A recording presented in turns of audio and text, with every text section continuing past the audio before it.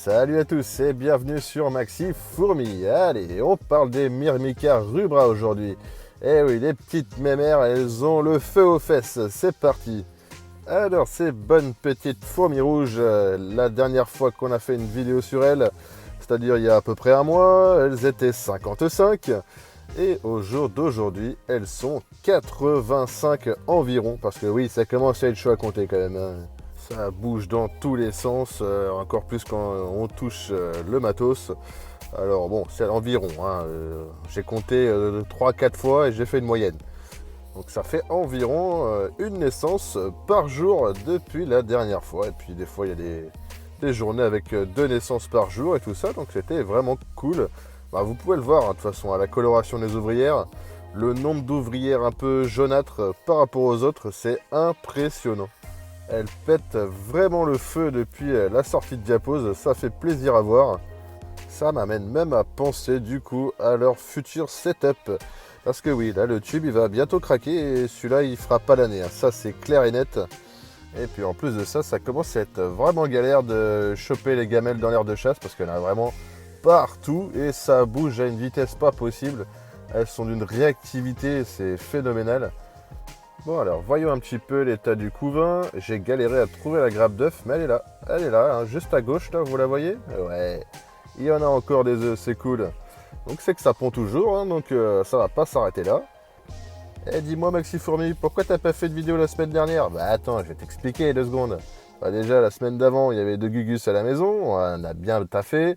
On a mis tout ce qu'il fallait en animalerie, d'ailleurs, faut que j'aille voir si tout se passe bien. Et puis moi, je n'arrête pas de bosser en ce moment, c'est un truc de malade. Et qui dit que je bosse, dit aussi que là, je vous prépare mais une dinguerie. Vous n'êtes pas prêts, clairement, et moi non plus. Même moi, je suis pas prêt pour ça. Mais bon, n'en disons pas trop, gardons un peu de suspense s'il vous plaît. Mais un seul mot, Maxi Fourmi. Gardez bien ça en tête. Et surtout, oublie pas de t'abonner et de mettre la petite cloche, mon gars, parce que là, quand ça va tomber, ça va faire mal. Et puis tiens, d'ailleurs, en parlant d'abonnés, merci encore pour les 600. Je viens de regarder ça, on est 600 abonnés. Enfin, plus de 600 maintenant à l'heure où je tourne la vidéo, mais putain, ça commence à en faire, mine de rien. Alors, encore merci, les gars, et puis allez, on va repartir sur nos petites Myrmica, quand même. Oh, on est là pour ça. Alors, en plus, on est en train de se laver, tranquillement, voilà, pendant que je suis en train de raconter mes petites conneries.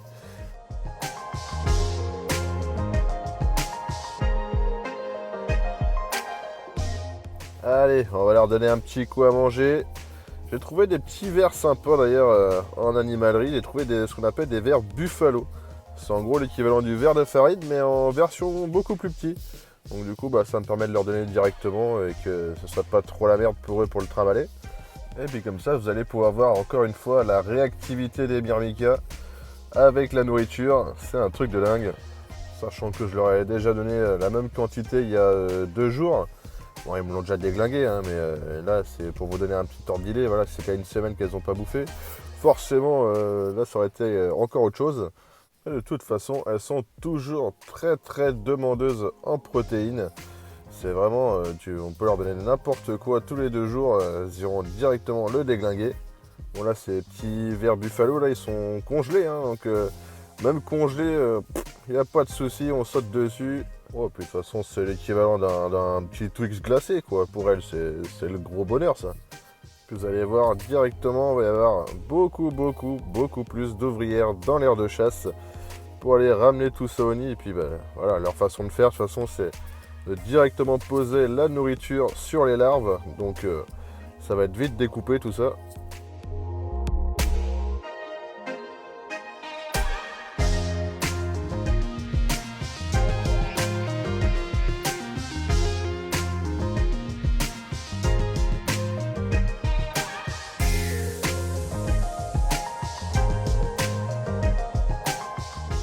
Et passons au petit timelapse. Vous allez voir, il ne faut pas longtemps pour amener le verre au nid. Regardez bien vers le bas. Et hop, ça passe avec. Et hop, c'est ramené.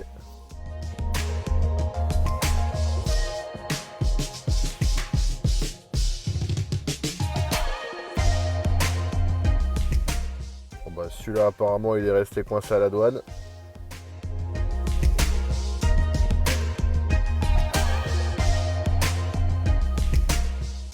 Et cette petite vidéo touche à sa fin. J'espère que ça vous aura plu. Et puis moi je vous dis à la prochaine. Kenavo!